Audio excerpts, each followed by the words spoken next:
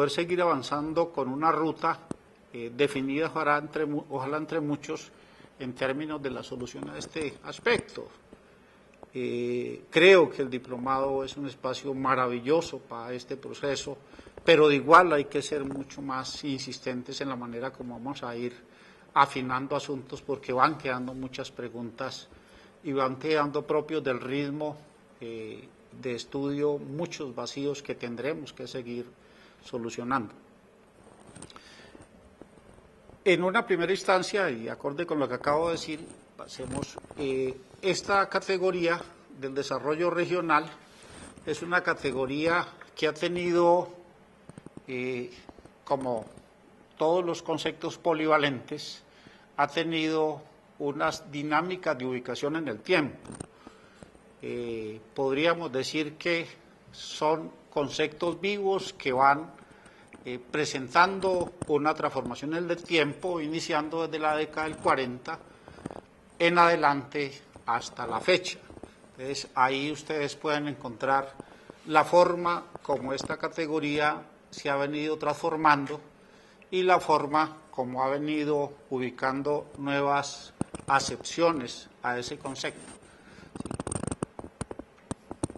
En este periodo, digamos desde el 40 hasta hoy, obsérvese la manera como se van hibridando concepciones, y en este caso concepciones del desarrollo, que van desde el desarrollo económico, que van desde los asuntos de la redistribución de la riqueza, que van desde los asuntos de los derechos humanos, que van desde los asuntos posteriormente ambientales, todo este discurso de la sostenibilidad que especialmente se plantea desde la década de los 90, que van todo este discurso reciente neoliberal de la competitividad y todo lo que eso implica. Entonces, aquí ustedes pueden encontrar ese fenómeno, incluido, obviamente, asuntos que tienen que ver con lo rural, con lo urbano, que es importante ubicar. Entonces, hoy este concepto de desarrollo está en un profundo cuestionamiento, ¿sí? Y estamos, en el caso latinoamericano, planteándonos muchas preguntas sobre cuál es entonces ese concepto de desarrollo que como país o como países podemos asumir y abordar. Y en esa discusión valoramos muchísimo la propuesta que vienen haciendo los indígenas latinoamericanos de los países de Bolivia, Ecuador y Colombia, que han planteado una propuesta que ellos han denominado la propuesta del buen vivir, que es una propuesta que nosotros, particularmente del Grupo de Investigación Unipluriversidad, tenemos un alto nivel de valoración, entre otras cosas porque es que, como lo plantean los análisis actuales, las perspectivas del desarrollo hoy son sumamente dramáticas porque siguen trabajando sobre la base de un consumo galopante frente a recursos que son finitos y que cada vez van a ser más escasos para el caso de recursos que ya todos conocemos como el agua, que en poco tiempo inicia la crisis del agua en el mundo, ¿sí? Derivado de toda esta dinámica devastadora y depredadora del desarrollo capitalista. Y es tiempo de mirar con detalle estos asuntos. Entonces, en este marco, digamos, de esta categoría que estoy abordando, que es el desarrollo regional, hay asuntos que de manera muy precisa, por razones de tiempo, quisiera ubicar.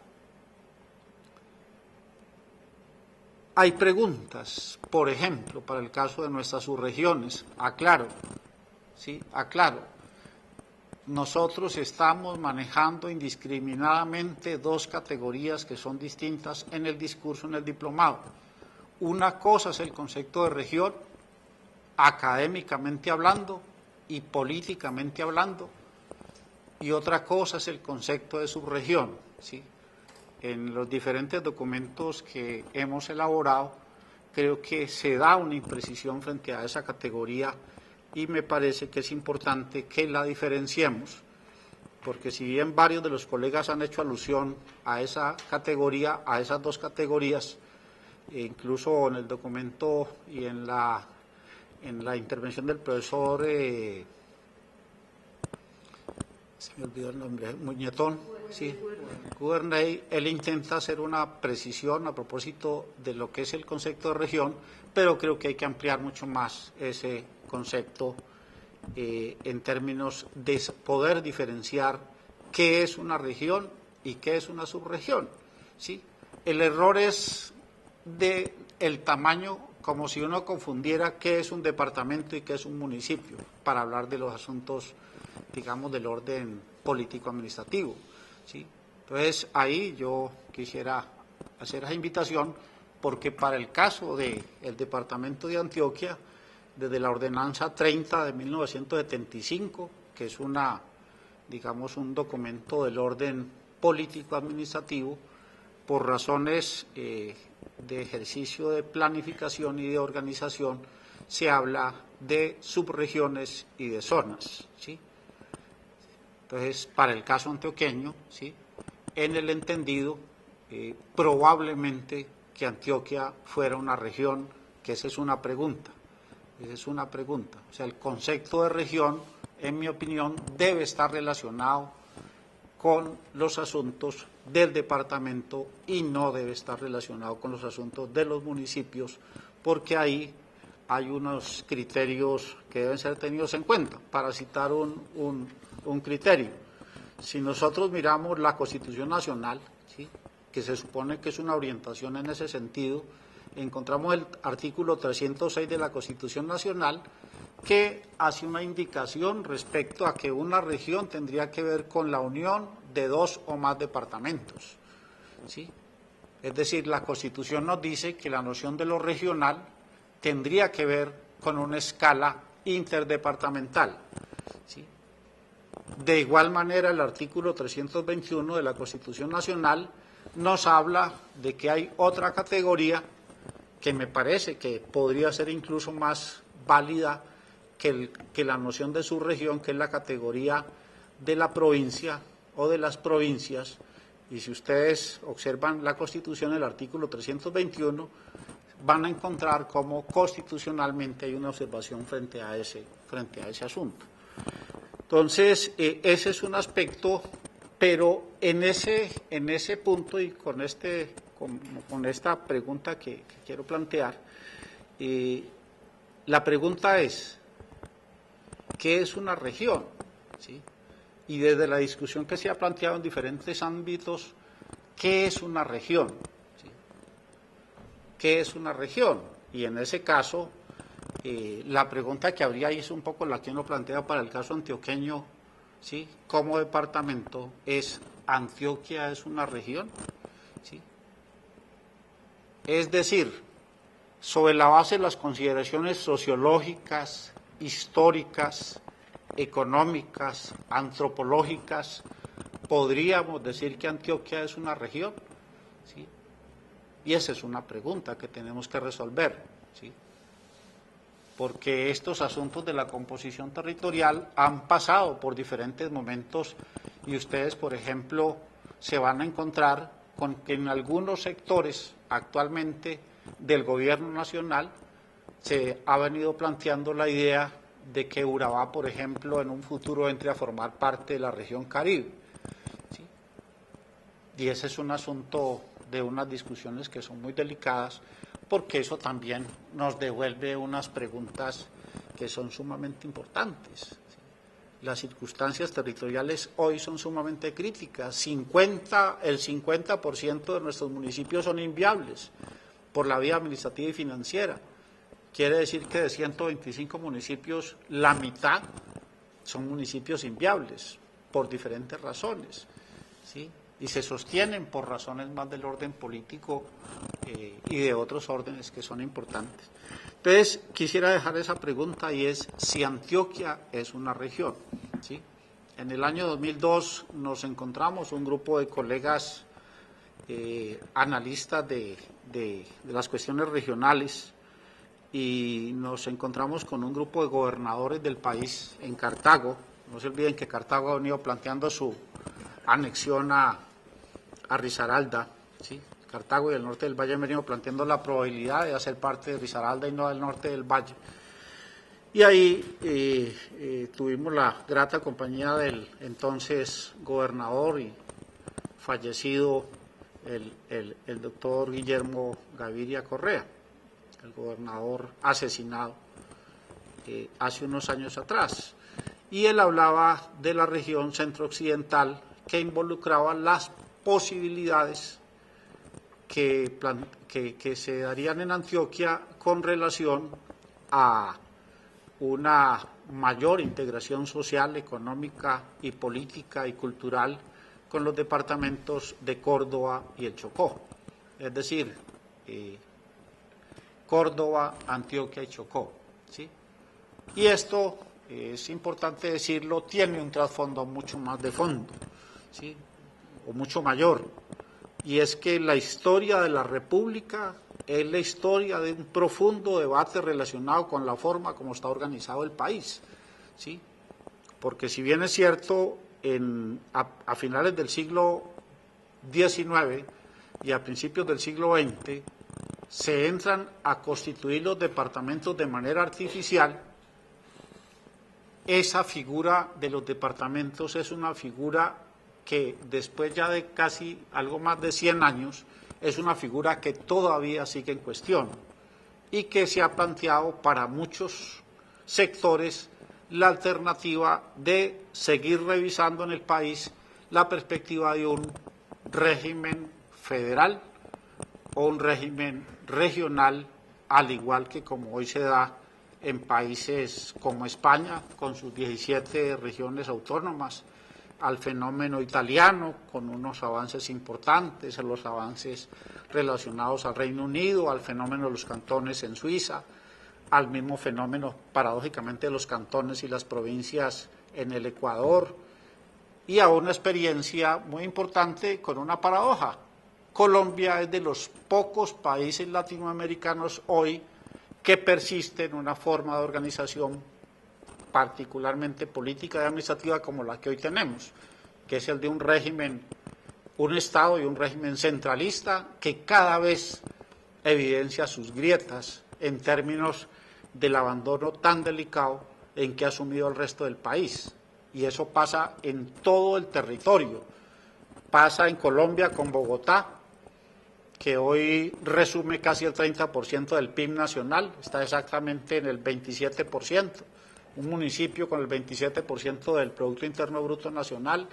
Pasa con el departamento de Antioquia, que del 13.3% del PIB departamental al nacional, Medellín reporta el 11.3%, o sea que 124 municipios de Antioquia registran solamente el 2% de aporte al PIB nacional.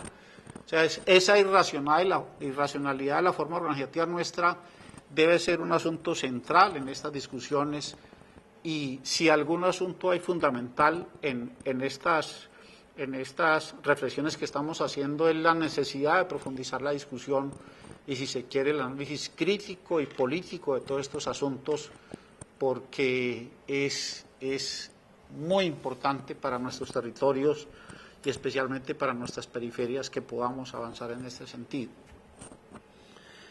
De otro lado, tenemos lo que tiene que ver con la universidad, y hablo específicamente de la Universidad Pública Estatal colombiana y en ella la Universidad de Antioquia.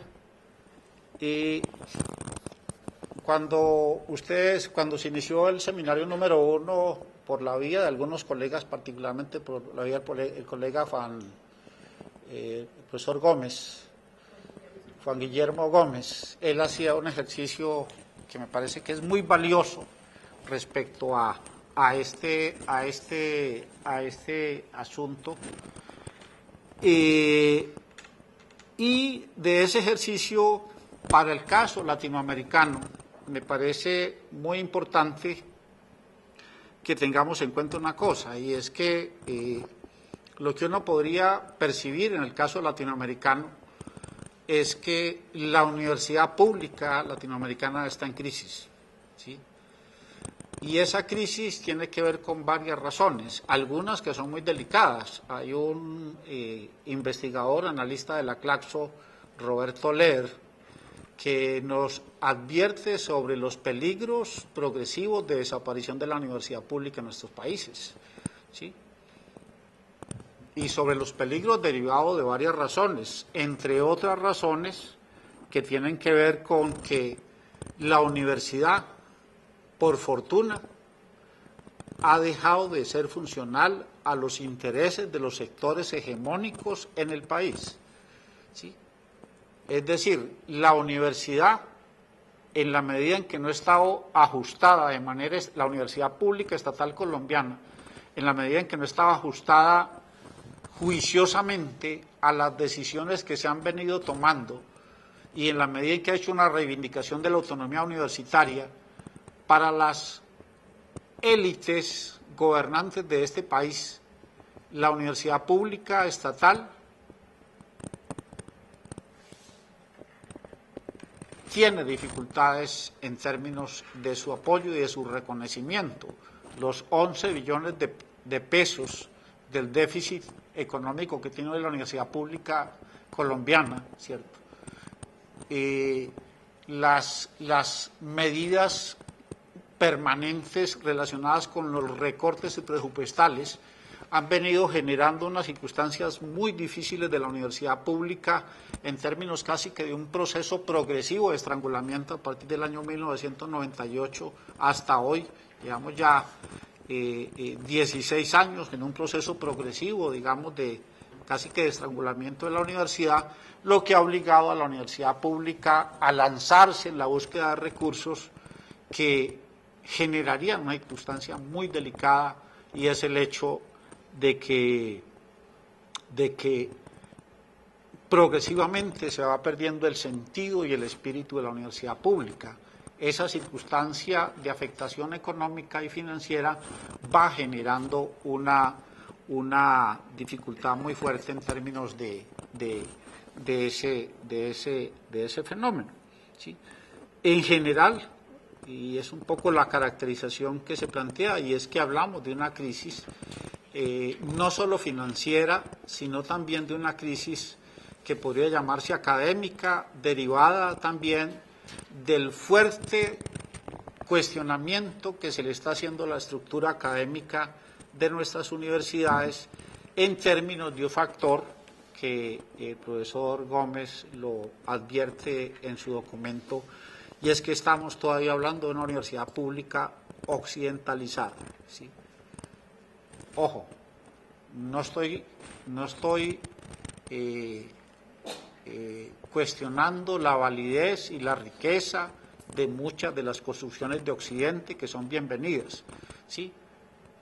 O sea, no tendría sentido uno, digamos, cuestionar el valor y la significación de mucho del conocimiento producido por parte de los diferentes países del mundo, pero lo que uno no podría aceptar es que la universidad pública persista, ¿sí?, en lo que un pensador portugués,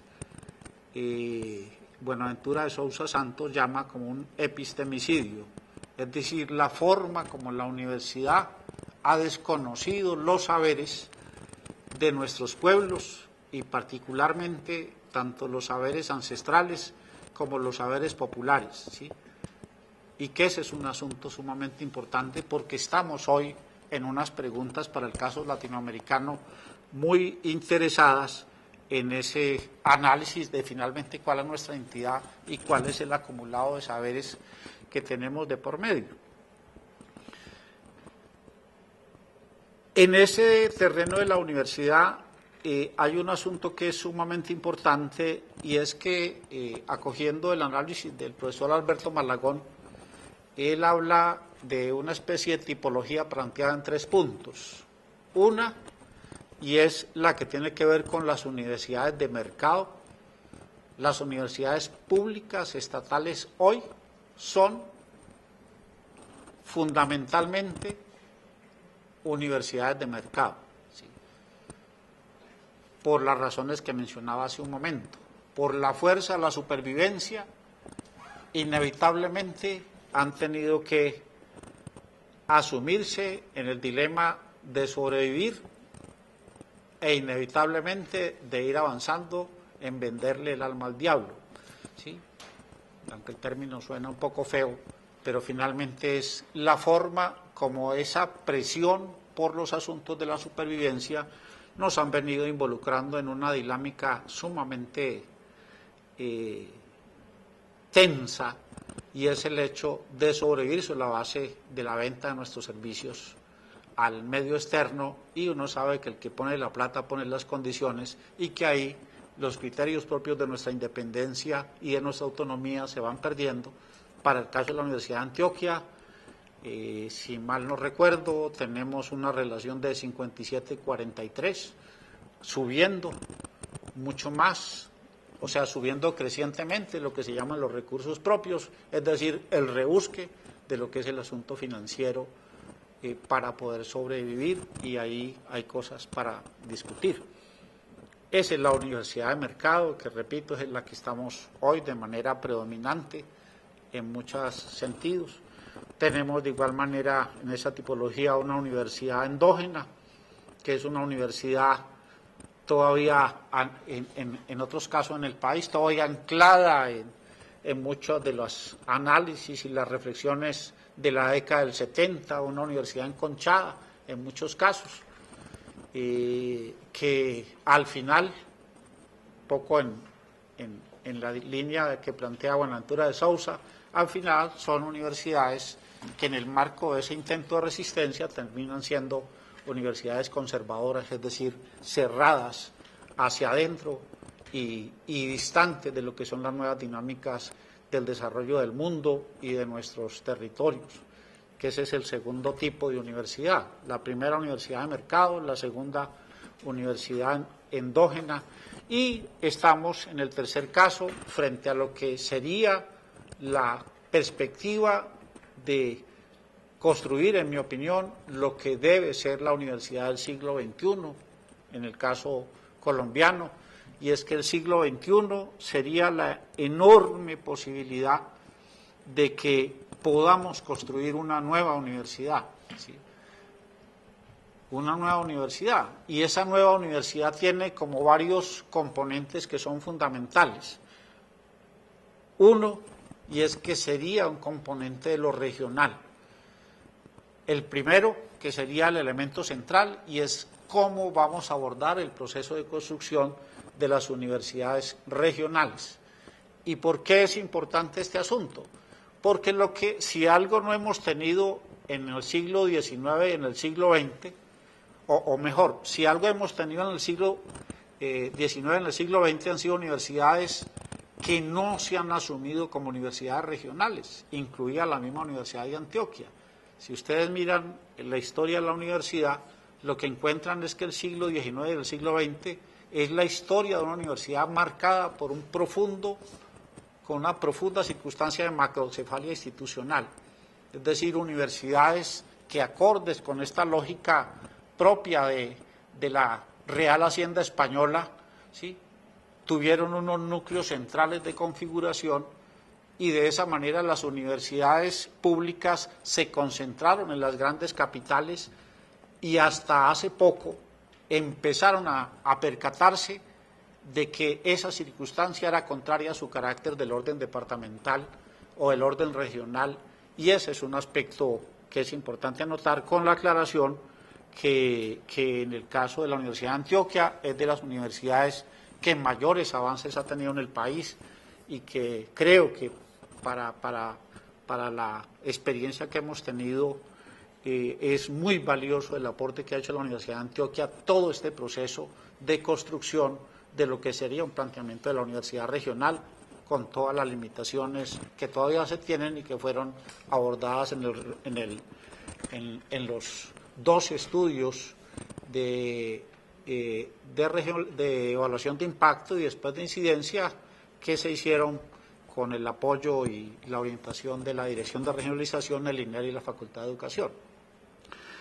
Entonces, decíamos que está esa característica de lo regional, está un asunto de lo social, ¿sí? O sea, una universidad social, el riesgo de estos asuntos financieros de la universidad han ido conllevando a que las universidades nuestras se vayan elitizando, ¿sí? Y que las universidades públicas se vayan elitizando. Para el caso de la Universidad de Antioquia, por ejemplo, como un dato, es sumamente representativo la participación de los sectores medios de la población. Y ahí hay un manejo estadístico que es importante revisarlo. Si yo uno los estratos 1, 2 y 3, ahí estoy haciendo un ejercicio de, digamos, de orden estadístico que no es adecuado. Es muy diferente el estrato 0, el estrato 1 y el estrato 2 al estrato 3. Yo no puedo juntar lo que es diferente en términos estadísticos, ¿sí? Entonces, si yo hago esa observación en términos de los datos, uno se puede percatar de que esa dinámica de elitización de la Universidad Pública Estatal Colombiana hay que tenerla muy pendiente, y ahí toca que regresar a un asunto fundamental. La universidad pública tiene sentido si es el espacio en donde puedan llegar los hijos de los pobres a realizar sus estudios, ¿sí? Y ahí hay un asunto que es del orden social y que es del orden político. La universidad pública no podría profundizar ese proceso de elitización, porque igual ahí se iría desconfigurando la razón central de su existencia, que es la manera como eso público beneficie a las poblaciones más pobres, y mucho más cuando los estudios demuestran que Colombia sigue siendo uno de los países más equitativos de Latinoamérica, ¿sí? Y del mundo también, ¿sí? Menos equitativos o más inequitativos, ¿cierto? Que ese es otro asunto. Lo otro, y es que estamos hablando también de una universidad democrática, ¿sí? Una universidad que en todos los sentidos pueda asumir los asuntos de la democracia, y lo digo en todos los sentidos. Voy a hacer un solo ejemplo. En el caso de la Ley 30 del 1992, la forma como está configurado el Consejo Superior de las Universidades Públicas Estatales da de rebote que siempre los sectores oficiales, ¿sí?, siempre queden en mayoría, ¿sí?, y que de los nueve miembros del Consejo Superior, casi siempre la mayoría, que son 6, quedan en un nivel de desigualdad de condiciones frente al resto de los estamentos universitarios. O sea que es una democracia bastante precaria para hablar de los consejos superiores de las universidades públicas estatales. Eso no es un asunto de democracia que uno podría llamar democrático, para no hablar de otros asuntos que son fundamentales en un país como el nuestro, en donde la democracia sigue siendo de papel y en donde la democracia sigue siendo muy útil a los intereses de los sectores particulares y no a los intereses del bien común y de los sectores generales. Ese es, y un componente muy importante que tiene que ver con la característica también intercultural, que para el caso, por ejemplo, de la universidad tenemos ejemplos muy valiosos como el de la licenciatura en Pedagogía de la Madre Tierra, en la Facultad de Educación de la Universidad de Antioquia, que es un proyecto muy valioso y que hace enormes aportes en este asunto de lo intercultural. Las universidades ecuatorianas, las universidades de la tierra en México, de Oaxaca, en México también, otro tipo de universidades, la Universidad de los Pies Descalzos en la India, que son otras universidades que nos hacen señas, digamos, de otro tipo de desarrollo. Y para finalizar, hay un asunto que es fundamental en esta tercera observación, y es lo que tiene que ver con los asuntos de cómo en ese marco del desarrollo regional y de la universidad nos estamos planteando la constitución de los proyectos educativos subregionales para el caso de Antioquia, y esos proyectos educativos pues tienen varias exigencias. Una primera exigencia es conocer el territorio, conocer las subregiones, cuál es la apropiación de excedentes de ese territorio, cuál es la dinámica de relacionamiento en sus aspectos económicos, cuáles son sus particularidades políticas, etcétera. Difícilmente podríamos perfilar un proyecto educativo regional o subregional para el caso de las subregiones de Antioquia si no tenemos claro qué es lo que está pasando con nuestros territorios, y ese es un asunto fundamental, y las profesoras Giraldo y el profesor Piacchini nos decían claro cuando hablábamos de sus documentos qué pasa con ese asunto del conocimiento situado que ustedes ya han abordado. Eso por un lado. Por el otro lado, es importante preguntarnos cómo abordar la construcción social de ese sistema educativo subregional.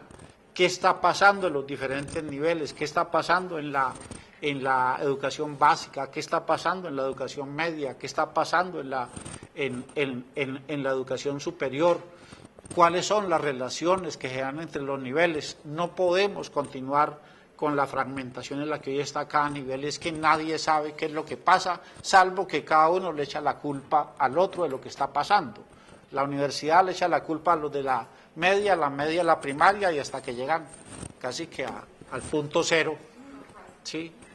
Entonces, ahí hay asuntos por resolver, y en ese caso la universidad, con esto termino, la Universidad de Antioquia hoy tiene un enorme reto que es muy valioso, y yo diría que hay voluntad por parte de muchos de los colegas directivos y de otras instancias, y es avanzar hacia lo que es la construcción de los proyectos educativos subregionales, y ahí hay una ruta sumamente importante en la cual tendremos mucho que hacer en el trabajo con la gente. No se trata de un ejercicio técnico, no se trata de una o unas instancias que técnicamente aborden esos ejercicios. Eso tiene que ser un proceso social que tiene que involucrar a los actores del desarrollo subregional, que tiene que plantearse seriamente la construcción de las comunidades académicas o las comunidades de aprendizaje que se han venido planteando desde el plan estratégico de regionalización, y en ese caso lo que sigue ahora es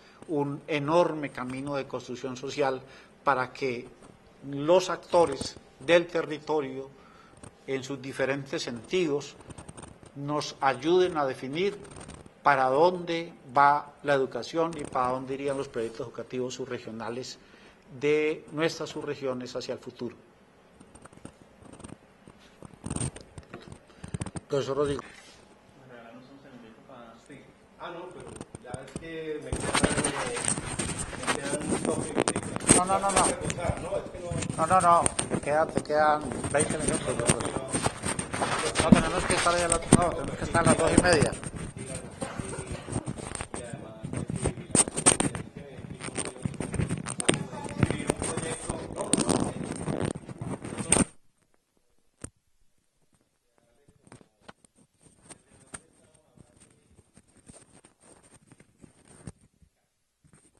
Sería, básicamente lo siguiente. Les preguntaba si ustedes recibieron un documento que habla de territorialidad. Hay al menos cuatro categorías básicas: proyecto educativo pertinente y territorialidad. Bueno, yo ahí básicamente lo que desarrollo son 4 categorías: proyecto educativo, pertinencia, territorialidad y actores participantes. Básicamente desde 3 experiencias.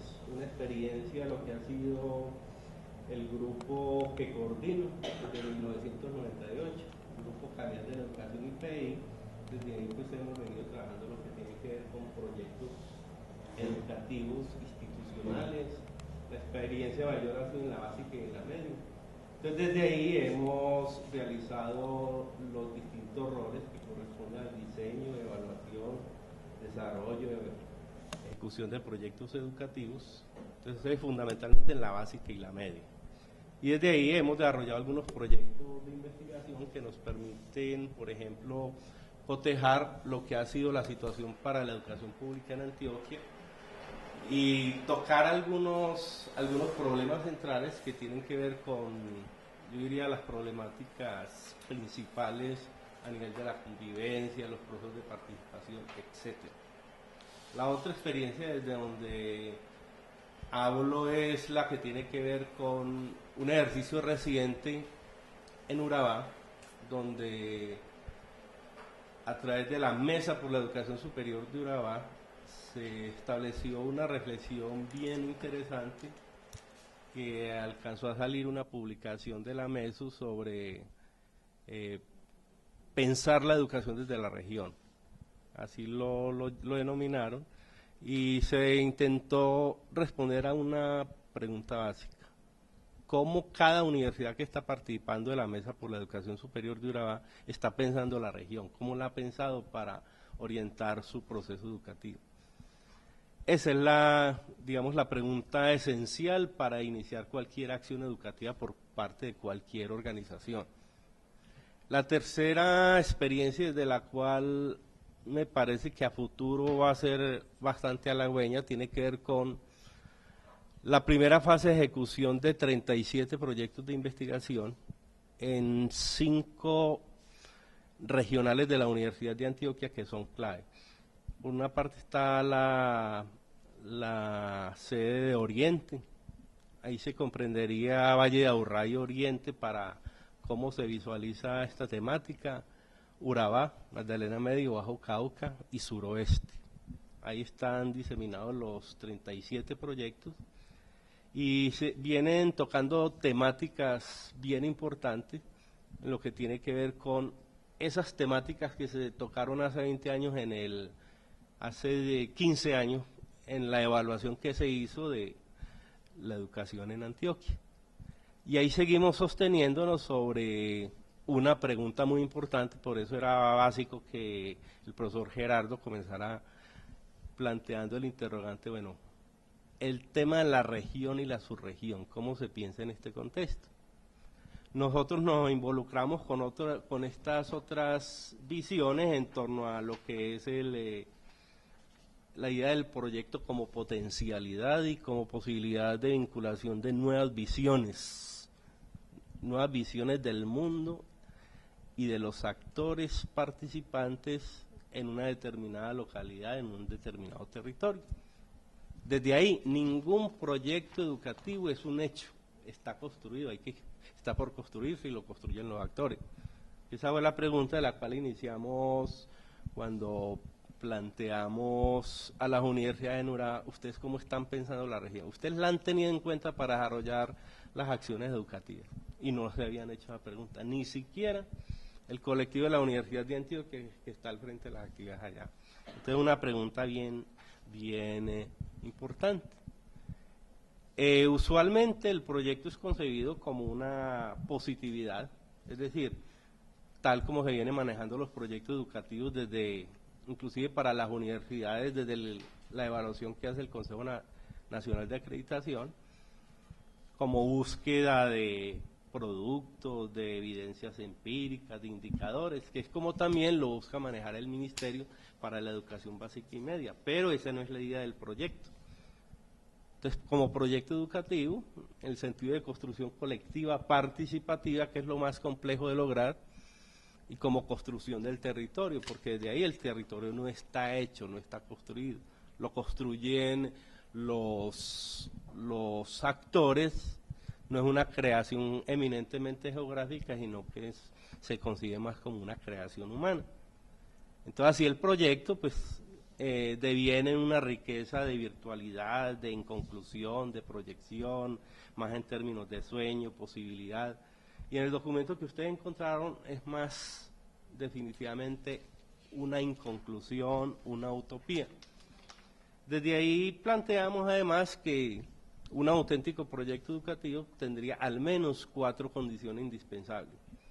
Son 4 condiciones que plantearon inclusive dentro de los referentes que acogió la Ley 115 de 1994 y que de alguna manera fueron replicando las universidades. Cada que los evaluadores externos venían a preguntarles cómo tiene configurada la universidad el proyecto educativo, el problema de la autonomía, aludiendo tanto a las autonomías individuales como a las autonomías institucionales, el tema de la participación, que aún no se ha podido lograr y que ha sido el fracaso de los proyectos educativos a nivel de la básica y la media, sobre todo pues por la imposibilidad de gestión de la participación, por el asunto complejo que implica.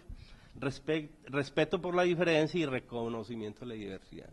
Si se logran mantener al menos esos 4 ejes, se genera un auténtico proyecto educativo.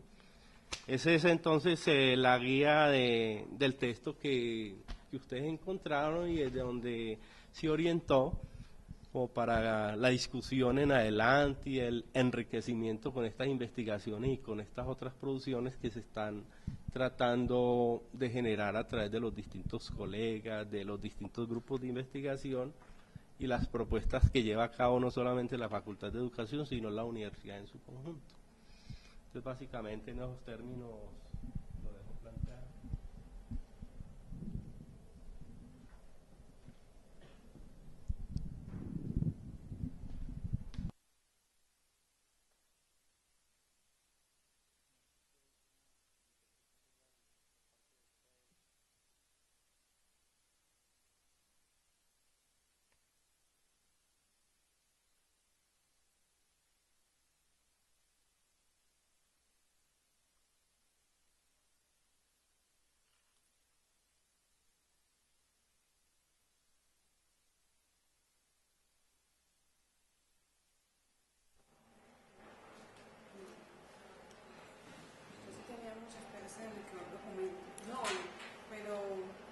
Porque habían ahí como unos asuntos, ¿cierto? El tema del territorio lo acabamos de tocar, lo estamos tocando en este seminario 2, ¿cierto? Entonces, cuando decimos que esos proyectos son una construcción social, ¿cierto? Pero ya están todas esas instituciones allá instaladas con los currículos y, bueno, hay muchas preguntas, pero ahí como para empezar, yo tengo, pues en el equipo en que estoy, unas propuestas de elaborar proyectos de cátedra de región, un curso sobre desarrollo local, y lo está haciendo el docente pues porque son propuestas individuales, ni siquiera son de las colectivas. Entonces ahí, digamos que ese currículo que él se está pensando o ese programa de curso no es necesariamente entonces construcción social. Entonces estamos en lo mismo a pesar de que lo estamos haciendo, pensando sobre los documentos pues y los conceptos que trabajamos en el diplomado. ¿Sí me hago entender? Sí. Es decir, con esos docentes que estamos trabajando como propuesta final, la elaboración de una cátedra de región, aunque ya empezamos con el debate de qué es la región, pero las propuestas que ellos van a llevar a esas unidades académicas son hechas por ellos mismos. Entonces uno como el análisis de este tercer seminario va a estar sobre el currículo y me quedé pues pensando en algunas cosas, sobre todo en eso de que es una construcción social, ¿cierto? De todas maneras, aunque el docente esté parado en esta perspectiva de conocimiento situado, pero si él lo está haciendo solo. También en algún documento, creo que era el del profesor Jaramillo, que tocaba en el tema como de la legitimidad, de la validez que tiene el currículo cuando es centralizado, cuando se lleva de acá para la región. No sé, de pronto a estos docentes que están trabajando como proyecto final hacer un programa de curso, como que les podríamos decir. Muy importante la validación con los actores. Hay una primera propuesta desde aquí, que se piensa desde allá. Sería, digamos, como posibilidad de validación o de propuesta para que se aproximen a los actores en los lugares y vean, esto pensamos desde aquí, ustedes desde acá. Con toda seguridad se genera una posibilidad de interlocución, de interacción en torno a ello. Porque, por ejemplo, ¿qué ha ocurrido en el país? Si uno nota cuál es el giro, si ustedes observan el giro lexical que hubo para los proyectos educativos desde el Ministerio, a partir de la Ley 715 en el año 2001. Antes se denominaban al interior de la Ley 715 no recuerdo si eran factores o dimensiones, cuando aludían a lo comunitario, a lo pedagógico, en fin. Pero ahora se llaman gestiones. Tomaron un viraje del manejo eminentemente gerencial, precisamente para quitarle ese sentido de participación efectiva de los actores y por el daño que estaban haciendo desde el punto de vista de la generación de autonomías en la institución. Entonces, esa fue la coartación que usó ley 715, que utilizó ley 715. Ahora, hay un elemento que persiste dentro de los proyectos educativos, en el orden que sea, llámense proyectos, planes, programas, en el ámbito que sea, y es lo que tiene que ver con la base investigativa, sea investigación diagnóstica, sea investigación evaluativa, y es cualquier enunciado que usted vaya a establecer, cualquier formulación educativa que vaya a establecer, tiene que conocer el contexto, y conocer el contexto implica diagnosticarlo, o mínimamente evaluar en qué condiciones está, para poder emprender cualquier tipo de acción educativa que sea pertinente.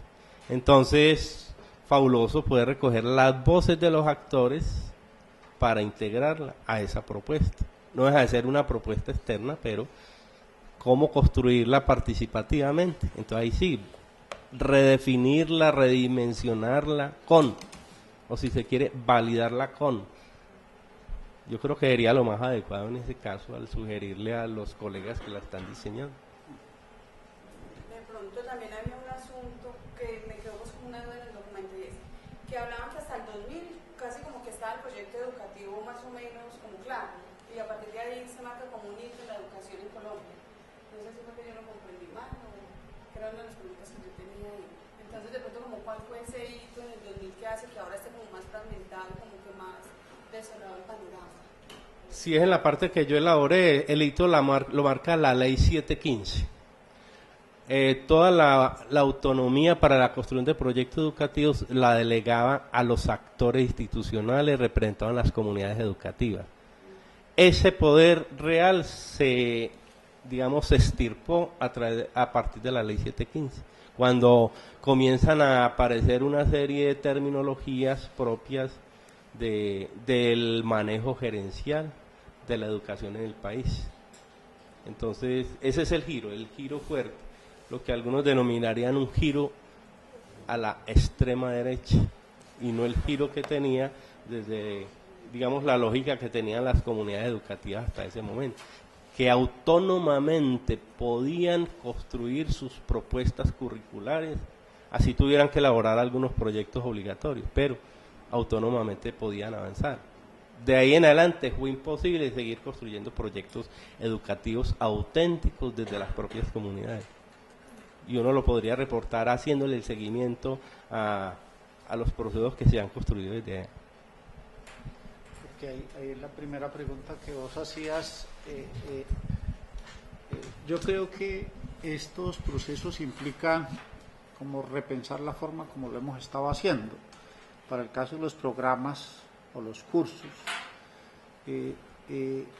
no hemos logrado todavía suficientemente avanzar en que esos ejercicios de formulación de programas de curso sean más colectivos, ¿sí? Sean más colectivos. Y ahí yo creo que ese asunto de las comunidades académicas, de los mismos grupos, yo estuve muy cercano a un ejercicio que se hizo en el Oriente, en la subregión del Oriente, y ahí hubo un grupo, incluso que está en el diplomado, es un grupo de investigación que decide abordar la formulación del curso de manera colectiva, ¿sí? Y que eso permite que en las diferentes miradas disciplinares de la formación de los colegas, de la experiencia territorial en la subregión, o sea, se da todo un ejercicio más del orden colectivo que de un profesor que se sienta a mirar qué es lo que va a trabajar con sus estudiantes. Entonces creo que ahí la clave sí tiene que ser cómo avanzamos en la construcción colectiva de esos ejercicios en sus diferentes niveles, como que uno pudiera ubicar lo colectivo en diferentes espacios, pero creo que ahí la clave sí es el avance de la construcción social, ¿sí? Y la construcción social implica poder conectarse con los diferentes actores, ¿sí? Para el caso de un programa de estos, por lo menos uno esperaría que un espacio de comunidad académica o de grupos académicos puedan abordar el análisis de construcción de un ejercicio de estos, en lo posible, porque esa es como la perspectiva.